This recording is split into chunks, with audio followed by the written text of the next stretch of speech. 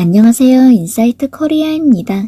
한국인들의 대표 인사말 언제 밥 한번 먹자. 하지만 처음 들은 외국인 입장에서는 진짜로 밥 먹자는 줄 알았는데 알고 보니 아니었다며 정말로 약속을 기대했다가 실망하는 해프닝이 벌어진다고 하죠. 그러나 놀랍게도 약 130년 전에도 역시 똑같은 일들이 벌어졌다는데요. 1988년 25의 나이에 선교사로 조선 땅을 방문했던 제임스 게일이 쓴 조선 그 마지막 10년의 기록에 담긴 내용이 최근 화제입니다. 이곳에서 가장 흔한 작별 인사는 내일 또 오리다인데 대부분은 오지 않았다. 또 올 거라고 기대했던 친구들이 오지 않자 모두 자신과의 약속을 지키지 않는다고 오해하며 실망했던 제임스. 그러나 곧 이것이 진짜 약속이 아닌 인사치레라는 것을 알고는 다시 사이좋게 지냈다는 내용이었습니다.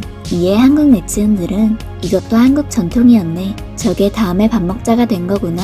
가게 나갈 때 둘러보고 올게요 등 공감과 함께 빵 터졌다는 반응을 보냈죠. 그러나 조선시대부터 현재까지 이어져 오는 한국인들의 특징은 내일 또 오리다 외에도 많이 있었습니다. 조선을 방문한 외국인들이 공통적으로 기록한 독특한 한민족 특징, 지금부터 알아보겠습니다. 외국인들이 기록한 첫 번째 특징은 바로 한국인들의 교육열과 빠른 이해력이었습니다.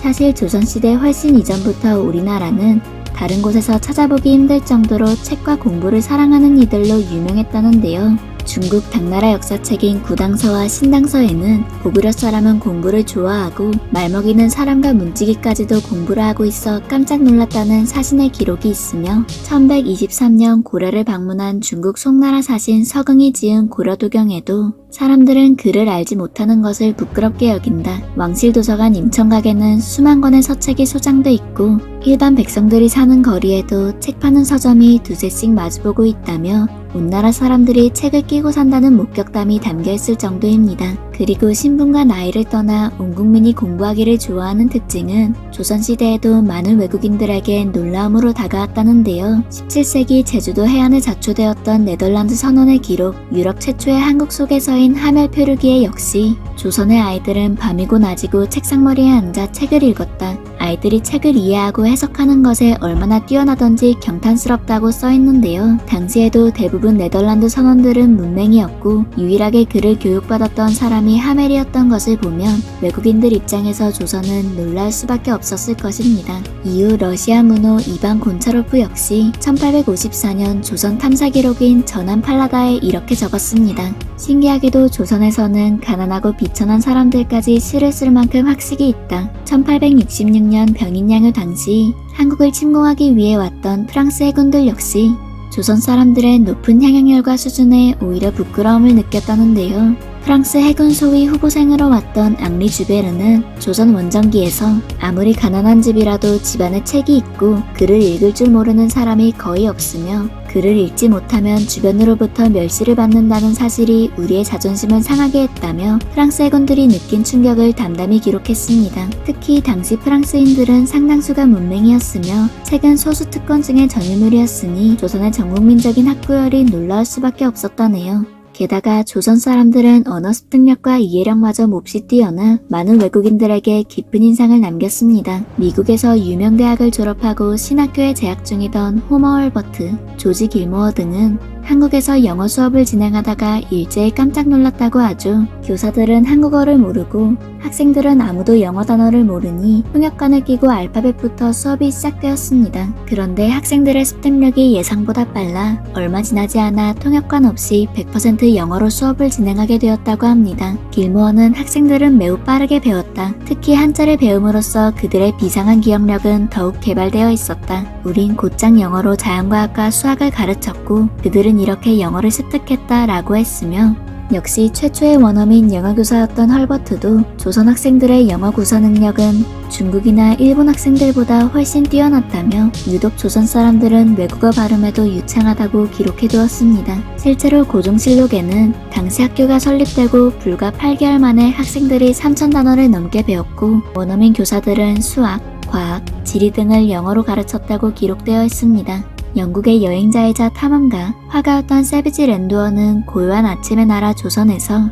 F와 P의 발음도 구분 못하던 19살 조선 청년이 단어를 하루 200개씩 외우고 2달 만에 영어 해석과 회화도 완벽하게 한다. 굉장히 놀랍다고 감탄했죠. 외국인들이 기록한 두 번째 특징은 우리 선조들의 멋이었는데요. 현 시대 해외 커뮤니티에 조선시대 인물 사진이 올라오면 해외 네티즌들은 입을 모아 힙하다는 평을 보내듯 당시 조선을 방문했던 외국인들 역시 갓을 쓰고 배기를 즐겨 입던 조선 사람들의 모습은 그야말로 패션 피플처럼 평한 기록이 많습니다. 프랑스의 민속학자 샤를바라는 프랑스의 세계여행 잡지에 조선 여행기를 게재하며 패션과 럭셔리를 사랑하는 파리지앵들에게 조선의 갓을 극찬했습니다. 조선의 모자 패션은 파리 사람들이 꼭 알아둘 필요가 있다. 금빛 판지로 만든 신하들의 관에서부터 농민들의 보잘것없는 머리 싸개에 이르기까지 그렇게 다양한 방법으로 온갖 형태의 모자를 만들어 사용하는 나라를 나는 지금껏 본 적이 없다. 그들은 보통 햇빛을 가리는 용도, 예의를 차리는 용도 정도로 쓰던 모자를 조선에서 완전히 다시 보게 됐다는데요. 조선에서는 모자의 형태, 재료, 만드는 방식도 상상을 초월할 만큼 다양한 데다가 신부는 물론 성별,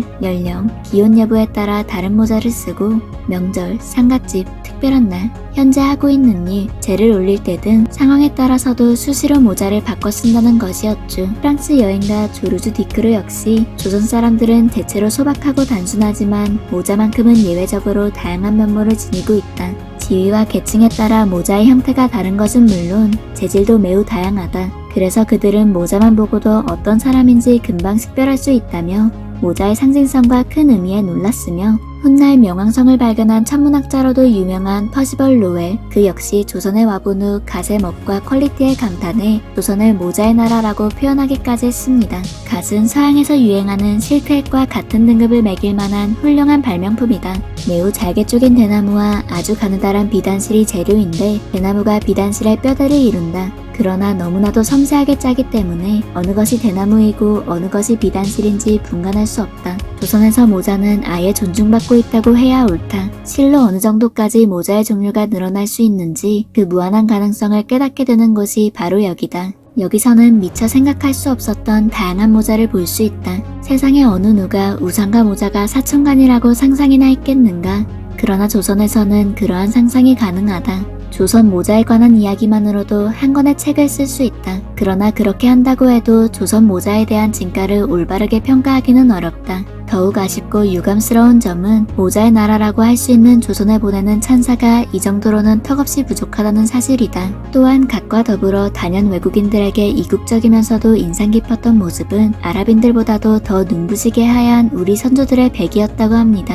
퍼시벌 로웰은 여기저기 길을 따라 걷는 흰옷 입은 유령 같은 사람들이 보이자 비로소 조선에 당도했음을 알 수 있었다. 조선인의 흰옷과 느리고 우아한 움직임은 잠시나마 환상을 불러일으킨다고 표현했으며 지그프리드 겐테 역시 하지만 이처럼 신기한 길거리에서 가장 눈길을 끄는 것은 단연 사람들이다. 이들은 머리에서 발끝까지 모두 희고 넓은 옷으로 감싸고 있다. 찌는 듯한 무더운 어느 여름날의 아침, 골목마다 밀려드는 사람들의 경이롭고 놀라운 시선을 뒤로하고 서울의 동대문을 나섰다. 눈부시게 하얀 옷과 검은 갓을 쓴 사람들로 가득한 서울거리는 이상하게 환상적이고 이국적인 느낌을 더해주었다. 중국이나 일본, 이 세상 어디에서도 볼 수 없는 조선 본연의 모습이었다. 라고 했는데요. 영국의 지리학자이자 작가였던 이자벨라 버드 역시 종로의 대로에는 흰 독보를 입고 검은 갓을 쓴 군중의 물결이 좀처럼 끊이지 않는다고 기록. 영국의 화가였던 엘리자베스 키스 또한 때때로 키가 크고 흰옷을 입은 남자들이 기차 안으로 들어왔다 나갔다 하곤 했다. 그들은 과거 웨일스 여자들이 쓰던 것과 비슷하다고 할 수 있는 피라미드 같은 모자를 쓰고 있었다. 처음에는 이 갓이라고 부르는 모자가 괴상하게 보였지만 시간이 지나니 점점 점잖고 멋지게 보였다. 조선 사람들은 키가 크고 허리를 똑바로 펴고 걸어서 위엄이 있어 보였다. 하나같이 상복 비슷한 하얀색의 옷을 입고 있었다며 흰옷과 갓의 조화에 대해 여러 번 언급했습니다. 사실 우리 선조들은 갓과 배기를 즐겼을 뿐 아니라 향에도 관심이 많은 패션 피플이었다는데요. 특히 선비들은 시를 짓거나 독서를 할 때 들이마시는 향, 품목을 필수품처럼 여겼다고 합니다. 부모님에게 아침 문안을 드리러 갈 때도 향주머니를 몸에 꼭 착용하고 안방에는 향촛불을 밝혔으며 어질다는 상징이 되었던 난초향을 가장 좋아했다고 합니다. 그리고 그보다 훨씬 이전인 신라시대에도 사람들은 남녀노소, 빈부를 가리지 않고 향주머니를 즐겨 찾으며 김유신 장군은 향불을 피워 맹세를 하고 향을 몸에 스며들게 한 후 무술 연말을 했다는 기록들도 있으며 고려시대에는 향을 송나라 등에 수출하기도 했습니다. 그러나 일제의 민족 말살 정책과 함께 조선시대에 우리 선조들이 즐겼던 향문화도 강제로 사라져 많이 알려지지 못했다는 안타까운 사실도 접할 수 있었습니다. 한편 조선인들의 향학열과 멋 이외에도 외국인들이 공통적으로 기록한 특징들이 많다는데요. 과연 오늘날 한국인들이 100% 공감할 우리 선조들의 또 다른 특징은 무엇일지 다음번에 이어서 알아보겠습니다. 지금까지 인사이트 코리아였습니다. 감사합니다.